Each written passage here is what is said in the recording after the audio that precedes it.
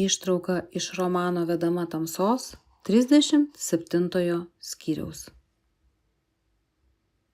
Apčiupinėjusi glotnius nuotolinio valdymo pultelio mygtukus, Antarina suprato, kad apie neregius buvo pasirūpinta tik 2 nedidukais iškilimais ant centrinio 5 kanalo. Kitas mygtukų reikšmes jie turėjo nuspėti ir įsiminti pati, mėgindama užčiuopti aptakes formas ir išdėstymo vietas. Tik praradusi regėjimą Antarina suvokė, kad net mažiausios detalės, iškilimai, kontrastai ar garsai gali tapti būtinais orientyrais. Suprato, kad šių pojūčių jau niekada negalės ignoruoti ir laikyti automatiškais. O gal tai net nerega? Gal kur kas giliau slypintis aklumas? Kur žmogaus sąmonėje supratimas apie kitus baigėsi, nes prasideda reginčiojo komfortas ir negalvojama apie kitokius. Jeigu rega mums leidžia pamatyti pasaulį, gal empatija vienintelis būdas jį suprasti?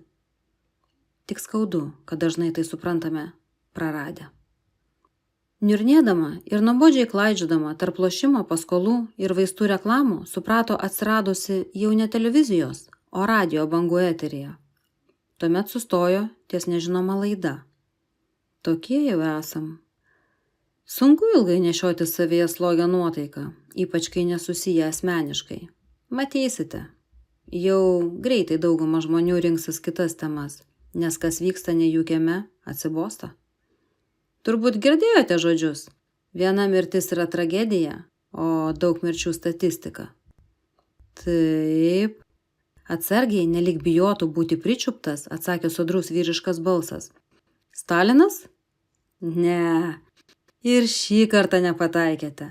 Tai dar vienas įrodymas, kad lengviau įsisavinami dalykai yra nebūtinai teisingi, nors perduodami iš kartos į kartą. Mažiau išsilavinę žmonės girdi tik tai, kas jam pakišama ant lėkštutės. Jie neturi noro ir pakantumo gilintis ir tyrinėti. Pašnekovas nutilo viduryje sakinio, sukosėjo ir pasitaisė. Atleiskite, aš tikrai nenorėjau, kad priimtumėte mano žodžius asmeniškai, aš kalbėjau plačiau. Antarina sudomino pokalbis. Jis spėjo, kad klausimą uždavęs vyriškis pamatė priešai save ištysusią pašnekovo fizionomiją, dėl to mėgino ištaisyti nesmagę padėtį. Ne, ką jūs, neminties tokios nebuvo. Na, tai visgi kieno tai žodžiai? Pašnekovas neskubėjo skleisti citatos autoriaus, tęsdamas pradėtą mintį. Pirmą kartą, išgirdę šią citatą, savimila pasakys, kad tai jo mintis. Daug laiko praleidžiantis internete gali būti įsitikinę, kad tai Stalino žodžiai, o skaitantis knygas, bet atsiribojęs nuo kasdien liejamos informacijos, bakstelės pirštu į Ericho Remarko knygą Juodasis obeliskas ir atvertęs ją perskaitys. Bet palaukite. Žinoma, galiu klysti, reikėtų patikrinti, kiek prisimenu Juodasis obeliskas išleistas 1956 metais, o Stalinas mirė 3 metais anksčiau. Na štai, pagaliau mes priėjome prie kritinio mąstymo. Šį kartą mes tik citatomis puikiai atskleidėme, kaip gali būti supainiojama istorija. Aš per savo gyvenimą taip ir neradau, kad Stalinas būtų sakęs tokius žodžius. Tačiau tikra tiesa, kad ciniška frazė apie mirtį ir statistiką jam buvo priskirta per politinius diskursus ir propagandą. Jei ši frazė egzistavo liaudyje ar politinėje retorikoje, Remarkas ją įprasmino kaip moralinė refleksija savo knygoje ir literatūroje jį gavo platesnį moralinį atspalvį. O tai yra nuostabu, nes mintis liks tol, kol skaitysime knygas.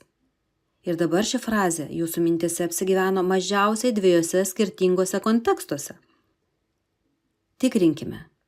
Visada tikrinkime informaciją ir galvokime savo galvą. Juk daugelis linkę klausytis ne to, kas teisus, o to, kuris rėkia garsiausiai. Atsakiusio vyro balsas buvo tvirtas, kalba raiški. Nors netrukus žurnalisto klausimas išdavė, kad pašnekovas nugyveno beveik visą amžių. Taip, išties tai kelia minčių. Sakote, kad net po tiek laiko Sulaukęs garbių 96 jūs nieko nepamiršote? Gal jau ir ne viską prisimenu, galbūt tie, kaip jūs pasakėte, garbus padarė savo, bet apie karą aš galvoju kiekvieną dieną. Mes gyvename su juo kartu, kaip ilgametėje santuokoje. Karas liko mano dalimi.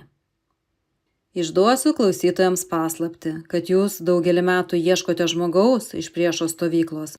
Gal net įvyks stebuklas ir kas išgirs tą pačią istoriją, tik iš jūsų ieškomo žmogaus lūpų? Vilties turiu. Ji nemirtinga. Galėtumėte plačiau papasakoti apie tą žmogų ir kodėl jo ieškote?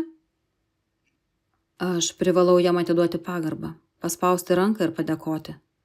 Jis lig šiol mane lanko, kai užsnūstu. Net šiąnakt sapnavau, kaip jis į mane taikosi. Dar visai vaikas. Per jo veidą randas, taip va, skersai ėjo. Nuo čia iki kaklo. Antarina savo vidiniu regėjimu aiškiai matė, kaip užmiršęs laiką ir aplinką, senolis rodo sužalojimo vietą, ranka vedžiodamas nuo kaktos iki kaklo. Grubiais, nelygiais kraštais, dar šviežias. Jis išplėtė akis ir atsuko į mane ginklą. Supratau, kad tuoj nuspaus gaiduką, bet jis delsė. Rėkiau iš visos gerklės, ko tu lauki, šauk, šauk greičiau. O jis stovėjo kaip akmuo. Po kurio laiko, sakytum, pabudo. Sumirksėjo kelis kartus ir nuleido akis žemyn į savo prišlapintas kelnes. Pakratė galvą, lyg sakydamas, ne, pravirko ir numetė šautuvą. Abu nukrito ant kelių ir apsikabinę verkėm. Senolis stabtelėjęs kostelėjo, žurnalistas tylėjo, netrukdydamas prisiminimams. Kažin kaip jis, gyvas? Juk jaunesnis už mane, aš va dar ir knygas skaitau. Ačiū Dievui, akis leidžia.